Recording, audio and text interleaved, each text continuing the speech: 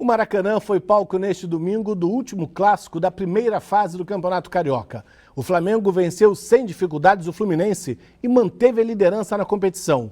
A partida teve protesto e a polêmica expulsão de Fred. No Maracanã, o caldeirão esquentou no Fla-Flu. Um clássico que teve um pouco de tudo.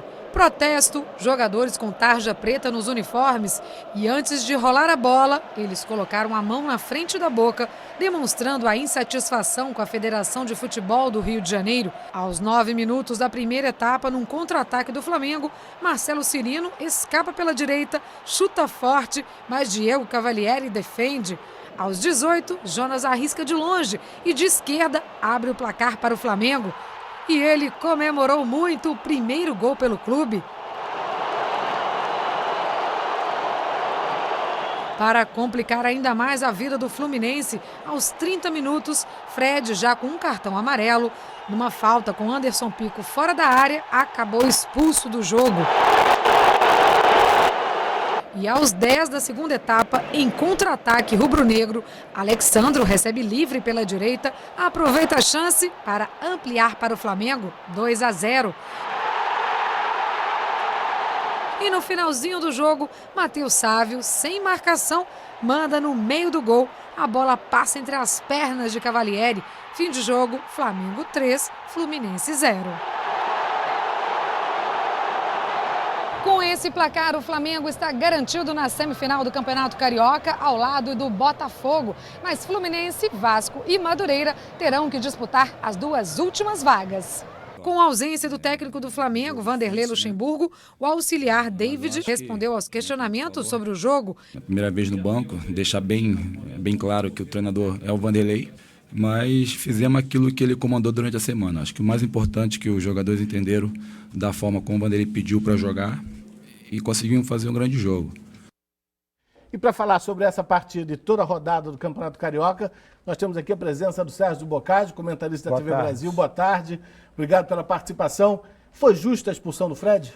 É a questão que deve se discutir do jogo de ontem, né? Alguns defendem até o árbitro no sentido de que ele não teria visto a falta do Anderson Pico pela posição. O próprio Fred estaria encobrindo o lance com o corpo. Mas ele errou, evidentemente que houve a falta, só acho que ele não foi incorreto na marcação do cartão amarelo. Porque se ele entendeu que não houve a falta, entendeu também que o Fred simulou o lance. Como ele já tinha dado um cartão amarelo para o Gabriel pelo mesmo motivo, ele deu o cartão amarelo para o Fred. Nesse sentido, ele foi coerente.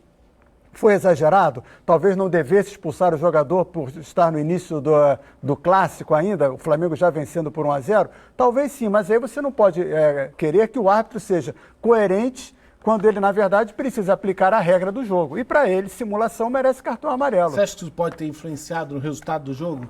Talvez não, isso a gente não vai saber nunca. O time do Fluminense é conhecido como guerreiro, né? E porque já venceu alguns jogos com 10 em campo. Não poderia ter vencido o Flamengo, só que o Cavalieri não estava num dia bom ontem, falhou em 2 gols e o Flamengo foi superior desde o início do jogo, a ponto de já estar vencendo por 1-0 naquele momento. E o Botafogo, que venceu de virada, começou perdendo? O Botafogo foram 2, na verdade, né? No primeiro tempo, Madureira dominou amplamente, inclusive venceu por 1-0, num pênalti duvidoso até, se a gente está falando em lances duvidosos, o pênalti a favor do Madureira também poderia não ter sido marcado, o árbitro optou por marcá-lo, e no segundo tempo o Botafogo atropelou o Madureira, que até então era a melhor defesa do campeonato. E o Vasco, Boccagi? Uma vitória que... 3 pênaltis surpreende, mas não é a primeira vez que um juiz marca 3 pênaltis contra uma mesma equipe. A dúvida é se ele marcaria 3 pênaltis contra o Vasco, mas não marcaria contra o Vasco, contra o Flamengo, contra o Fluminense, contra ninguém.